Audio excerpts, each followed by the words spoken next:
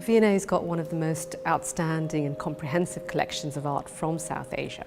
On display in this evocative architectural setting, you will see the magnificence of the Mughal courts, the colour and vitality of the Rajput and Sikh kingdoms, the fine art of the Deccani sultanates, and a variety of objects produced during the British period in India.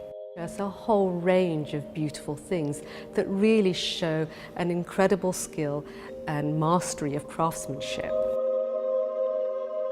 Tipu's tiger was made for Tipu Sultan, who was the ruler of Mysore in South India, and he was defeated by the British in 1799. And they found immediately after the siege, when they stormed his city and his palace, concealed in the music room in the palace was this tiger, which they discovered has an organ concealed inside the body.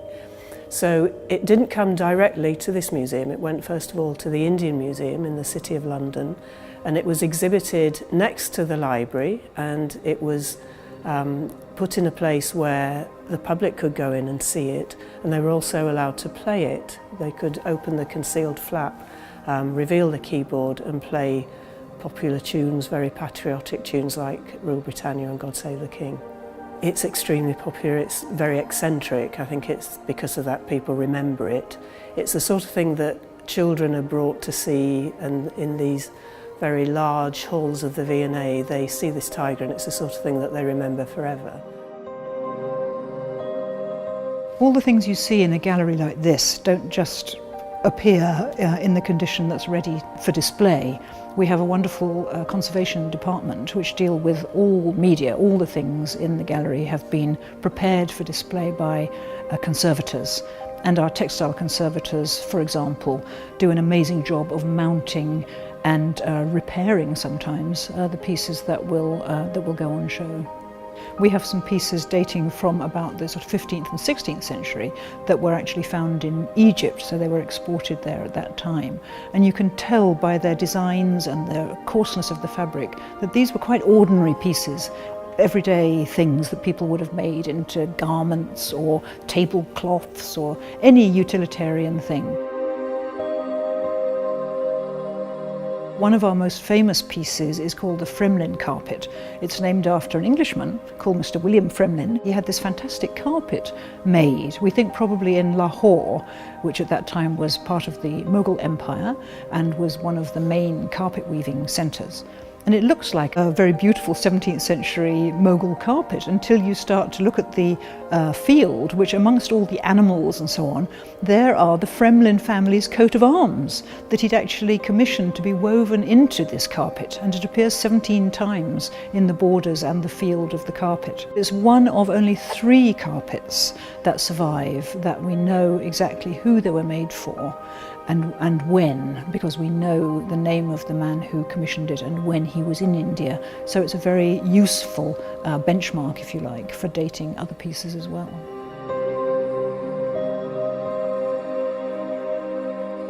The architectural drawings show us the impressive monuments of the heritage of South Asia, and the Taj Mahal is obviously one of India's most famous monuments, built by Shah Jahan in honour of his wife Mumtaz Mahal, who died in 1631. And the monument was finished in 1643 and is known for its symmetry and its simplicity of form.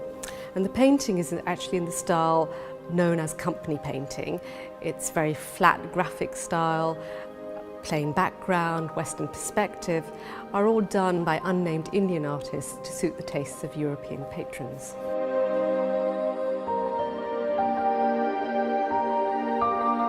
This is the gallery which shows South Asian sculpture. It dates from about 200 BC to about 1500 AD. The later material is shown in the adjacent gallery, and it's really the religious art of India. It's sculptures that were made for temples dedicated to Hinduism, to Buddhism and to Jainism.